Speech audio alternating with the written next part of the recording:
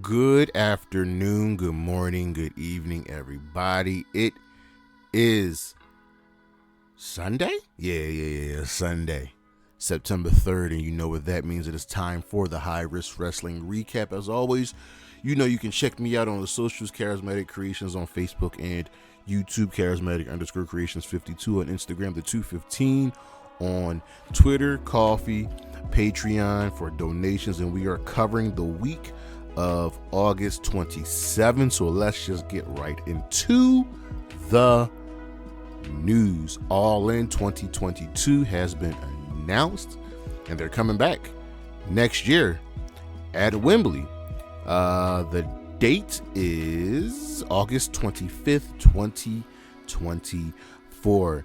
And listen, y'all, this is the month of Impact, so a lot of the news is going to be for Impact. But Jordan Grace has re-signed with Impact, and she will be coming back, making her return at the Victory Road event, which is this Friday.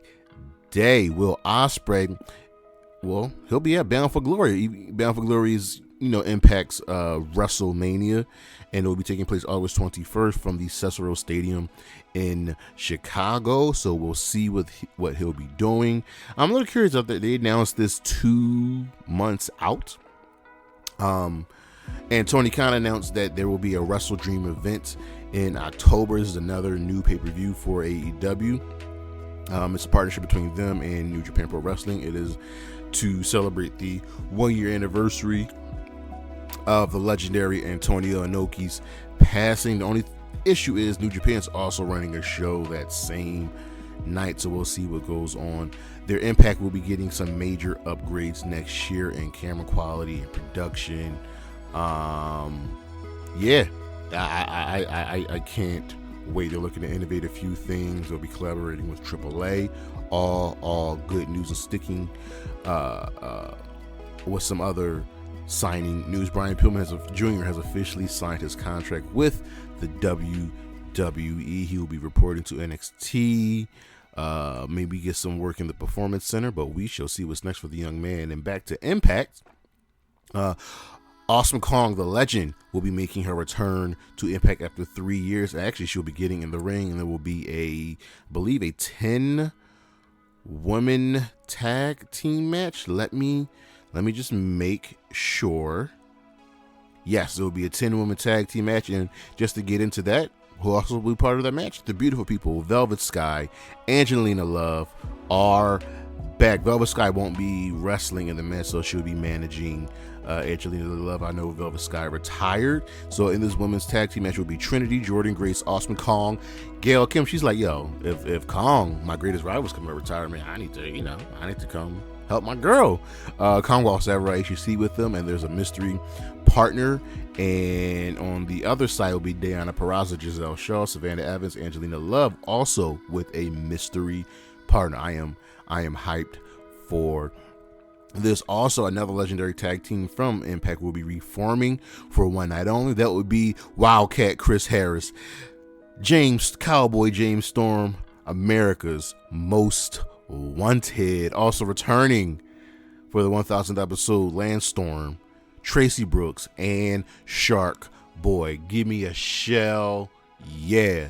WWE have secretly rehired the Authors of Pain. Looks like they will probably be reuniting with Paul Ellering as well in NXT. Let's build up that tag team division down there. Sonny Kiss is no longer part of the AEW roster.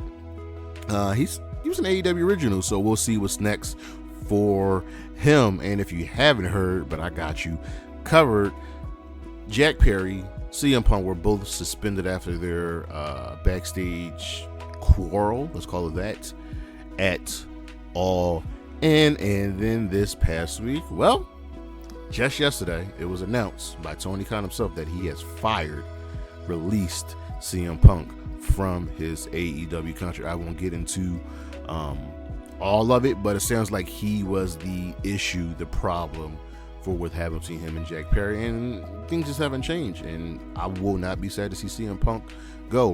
Respect his in-ring work, his ability, what he's done for this business, but he is a product of himself. Jack Perry is still suspended, but we do not know for how long Punk was released from multiple types of AEW contracts, an employee's contract, and I believe a producer's contract as well. It happens, and I think I'm happy to move on from him. On the injury tip of things, Xavier Woods is not medically cleared after taking a chair to the face on Raw Monday. Wow. Brody King also suffered an injury during his match at All, and we do not know how long he will be out. Looks like he hurt his hand when he made contact with the guardrail during his match. Bandito will be making his return from injury soon.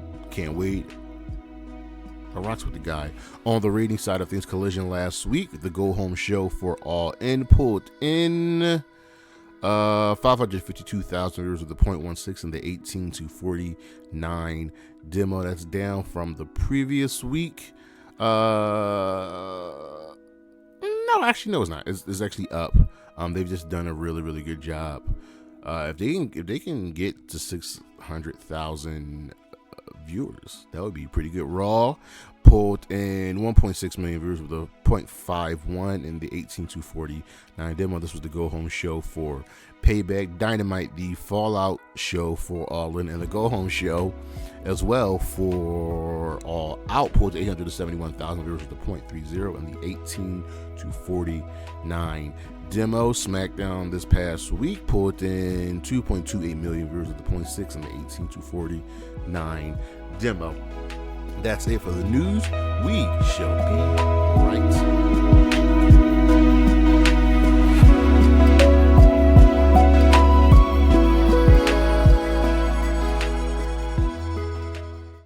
All right, so we were in a weird situation, seeing as how we've had Emergence, All In, All Out, and Payback within a span of a week, 2 weeks, Saturday to Sunday.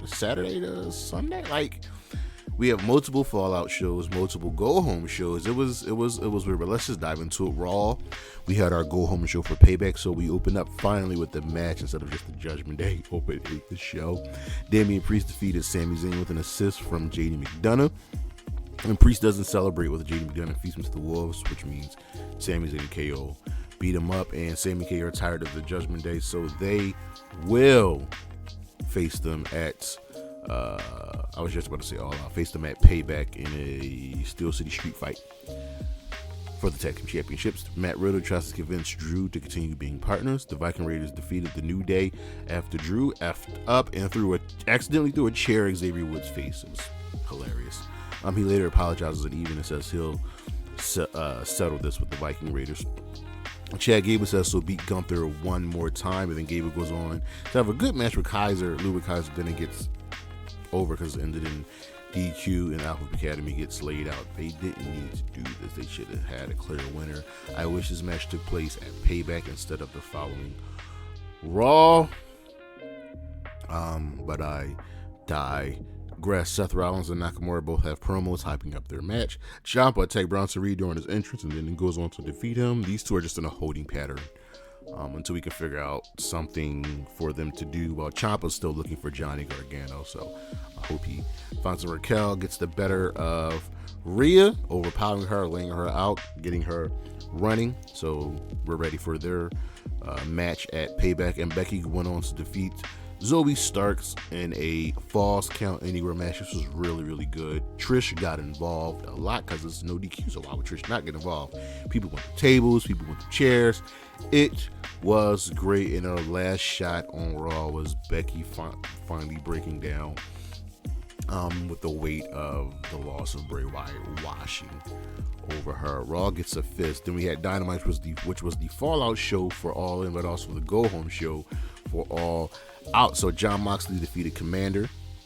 FTR confronts the Young Bucks, who explain their actions at the Bullet Club Gold, interrupts when they all want a piece of them. So we got an 8-man tag coming up for All Out. Toni Storm was just being great and hilarious in her interview with Renee. Of course, it ended with her throwing a shoe at Renee. Jericho and Sammy trade barbs with each other in the ring and finally decide to team up Again, go after the tag team championships. Eddie Kingston defeated Wheeler Yuta, retaining the New Japan Strong Openweight Championship. MJF will take time off and then meet Adam Cole in Chicago for the tag team title defense. Don Callis tries to recruit Sammy Guevara for his family, and Sammy maybe is going to agree. Who knows? The Kingdom and Roddy call out Cole to his face and tell him that, listen, we know what you're doing, and we don't appreciate it. And Cole defends himself.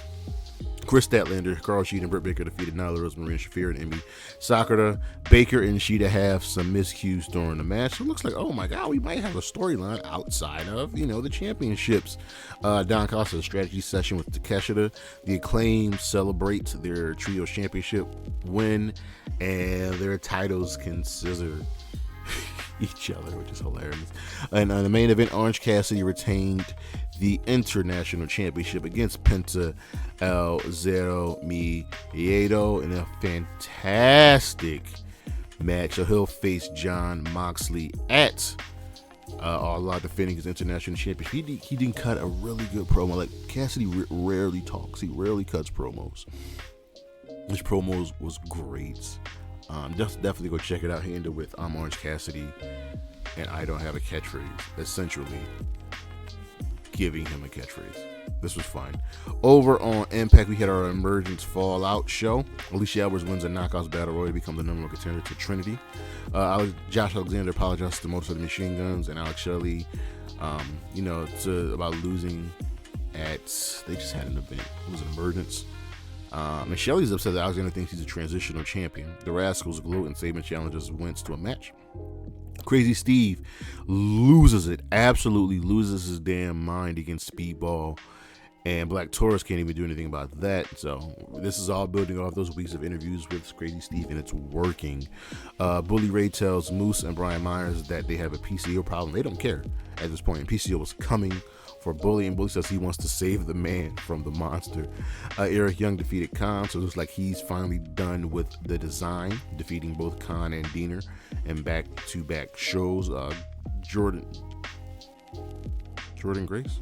No, sorry, not Jordan Grace. Deanna Purrazzo wants Giselle Shaw because she feels like Giselle is taking her spotlight. Chris Sabin defeated Zachary Wentz.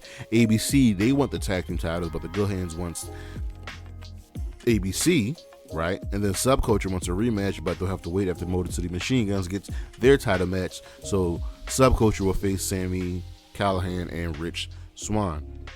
Dreamer comes out. Tommy Dreamer comes out and dresses Kenny King, and says it's been a real rough week, and he will put his career on the line versus the Digital Media Championship. So we'll see how that goes. This will be taking place at Victory Road. And then the main event, Cass, Jake Something, and Sonata defeated Moose, Brian Myers, and Eddie Edwards. This was decent. This was decent. Over on SmackDown, we had the Payback Go Home show.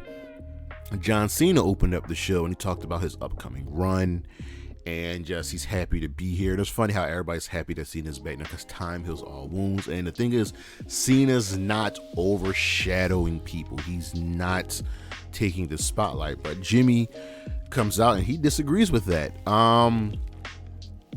He says he will always protect his brother, and more importantly, he didn't want Jay to become like Roman or Cena. And he says Cena's just like Roman, except he takes and does it with a smile on his face. So there's that. He then tries to go and super kick Cena after Cena said the wrong Uso quick, but he failed and caught an AA for his troubles. Austin Theory and Grayson Waller defeated Rey Mysterio and Santos Escobar after Santos took a bullet for Rey.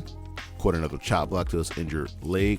Jimmy interrupts Meechin, who was backstage talking to Adam Pearce, and Pearce isn't with the disrespect. Whatever it is that was with the Street Profits, we thought we were going to get like a little character change for them when they teamed up with Lashley, but no, they're still the same Profits. They just wear suits now. They have a little bit of eye contact with Sammy and KO, who were coming out for their match against the LWO, and of course they defeated the LWO. AJ confronted Jimmy, but Solo jumped him backstage, and he tells Jimmy that you're out of the bloodline when we say you're out of the bloodline. But I thought Jimmy was out, so It's weird. Keep your eye on to the ground for that one. Miz and LA Knight both confront each other in the ring, tell their stories, and take shots at each other. This was good. Knight stumbled a little bit, but caught himself and recovered beautifully, but the Miz laid him out with a skull-crushing finale. Shotzi defeated Bayley with a little bit of help from Charlotte, and in the main event, Solo defeated AJ. Jimmy went to go congratulate Solo or something. Solo's about to spike him, and Paul was like, no, don't do that, do that. So Jimmy attacked AJ and threw the ones up, and Paul called Roman. This is good. This is good and curious. I'm over on Rampage. The Dark Order won a tag team battle royal to get a Ring of Honor tag team title shot against Better Than You Baby at All Out. Aussie Open attacked Chris Jericho at the announce desk, and Sammy Guevara made the save. Nick Wing and El Hijo del Vikingo defeated Kip Sabian and Gringo Loco. Looks like Johnny TV might be attempting a hostile takeover of QTV. Matt Menard, Angela Parker, and Daniel Garcia hype their Collision title match. Hangman Page defeated Brian Keith. This was your Rampage squash of the week, but Keith did get a little bit of offense. The Kingdom tells Renee to ask Adam Cole the question that you want to ask instead of asking us. And in the main event, Willow Nightingale and Sky Blue defeated Anna Jay and Taya Valkyrie. Taya attacked Sky Blue after the match. Willow came in to stop her. Over at Collision, we had our All Out Go Home show, which was also the All In Fallout show. So we had the pre-record of Tony Khan and announcing CM Punk's firing. We were in Chicago because I was always in Chicago for some goddamn reason. So hopefully it's in a new city next year. Then Ricky Starks came out and he hypes up he and Big Bill and their belief in him. And he calls us Steamboat for the strap match. You know, says it's not personal. It's just I got to do what I got to do. So Steamboat comes out and he says, all right, we'll do this. And he gets Ricky to sign a contract. So Ricky will be facing the Dragon at All Out in a strap match. But it will not be Ricky the Dragon Steamboat. It will be the American Dragon, Bryan Danielson, who makes his return 1 month early from his broken arm. It should be fun. We had a promo from Jon Moxley, and he shows you why he's the MVP of AEW. Because it was long for a backstage promo, but it was real. And not only did he hype up, himself, because that's what you're supposed to do, he put over Orange Cassidy beautifully.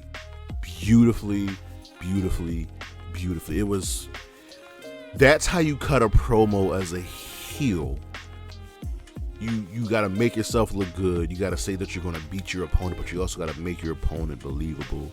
And he backed up everything. And Orange Cassidy did the same thing, putting himself over, but also putting over Jon Moxley. These two promos made me want to see them as the main event of All Out. And I hope they're the main event because it's going to be a fantastic match. The Acclaimed and Billy Gunn retained the Trio Championship against Angela Parker, Matt Menard, and Dan Garcia. This was fun. This was cool. Garcia dancing on Billy Gunn, and Billy Gunn dancing with Scratcher Garcia. It was pretty hilarious. Aussie Open defeated Commander and Nick Wing. Darby Allin asked Nick to forgive him and forgive AR Fox and to be in his corner at All Out. And Christian is still Christian because he apologized for coming at Nick Wayne, but then started talking about Nick Wayne's mom and just awesome stuff. Claudio and Eddie hyped their All Out tag team match. So Claudio was just beating up on Wheeler. He was like, yeah, we always beat up on Wheeler, but he gets up. That's how we make him better. And Eddie was just like, I'm going to just murder you. And Shibata was there as well. We had this weird segment with the Worm, Dennis Rodman. I don't know. He came out, and then Planet Jarrett came out. That's what I'm calling him, Jay Lethal and Jarrett and all of them, because they got history. Then the Acclaim came out, and it was a whole bunch of stuff. And then the Acclaim's like, yo, we should have a tag team match. And Daddy Ass was like, nah, I don't wrestle twice in one night, but All Out, yeah. The Outcast defeated Britt, Sheeta, and Chris. There's a little bit of miscommunication between Tony and Saraya, but they won. And they won like they always win. And in the main event, Jay White defeated Dax Hardwood It's really solid match. FTR doesn't shake the Young Bucks' hands after the match because what are the Young Bucks doing here on Collision? It's Saturday, but no, I digress. Our matches of the week from All In: the Golden Elite versus the Bullet Club Gold and Konosuke Takeshita. Also from All In, FTR defending the AEW World Tag Team Championships against the Young Bucks. From All In, the Stadium Stampede match, which was absolutely freakishly wild. And from All In, MJF versus Adam Cole for the AEW World Heavyweight Championship. From Emergence, Trinity versus Deonna Purrazzo for the Impact Knockouts Championship. From Monday Night Raw, Becky Lynch versus Zoey Stark in a Falls Count Anywhere match. Yes. Go watch this match. This was awesome. This was such an awesome match. The future is bright for Zoey Stark. From Dynamite, Orange Cassidy versus Penta El Zero Miedo for the AEW International Championship. Another awesome title defense for Orange Cassidy. Man, this match was awesome. From Collision, Jay White versus Dax Hardwood. From Payback, Becky Lynch versus Trish Stratus in a steel cage match. And from Payback as well, the Judgment Day versus Kevin Owens and Sami Zayn for the WWE Undisputed Tag Team Championships in a Steel City Street fight. Just awesome stuff all around. And our star of the week, I'm going to actually give it to AEW for All In. I feel like you just got to give it to them. 81,000 tickets. They packed the place out. But that's the show. Thank you all for listening, for watching. Next week on the High Risk Wrestling Podcast, we are doing Impact Victory Road 2023, recapping that show. Know what just happened. And as always, check me out on the socials, Charismatic Creations on Facebook, Tumblr, and YouTube. No Tumblr, just Facebook and YouTube, Charismatic_Creations 52 on Instagram, the 215 on Twitter. That is spelled out. Yeah, Coffee, Patreon. That's our show. I will see you next week. Peace.